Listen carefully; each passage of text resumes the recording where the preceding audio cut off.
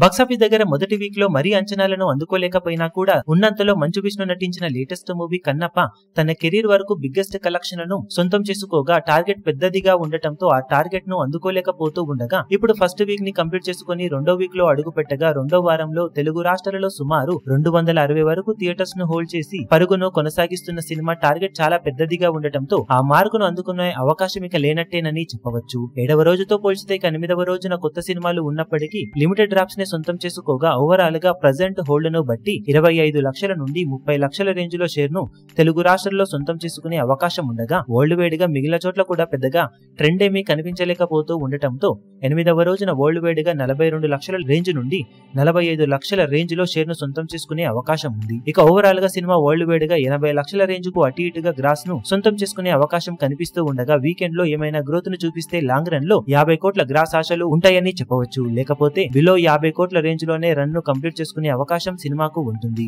ఇక 8 రోజుల టోటల్ ఏరియాల వారి కలెక్షన్ వివరాలు ఏ విధంగా ఉంటాయో చూడాలి. ఈ వీడియో మీకు నచ్చినట్లయితే లైక్ చేయండి, షేర్ చేయండి, ఛానల్ ను సబ్స్క్రైబ్ చేయడం మాత్రం మరవకండి. ఏ చిన్న అప్డేట్ ను మిస్ అవ్వకూడదు అనుకుంటే బెల్ ఐకాన్ ను ప్రెస్ చేయండి.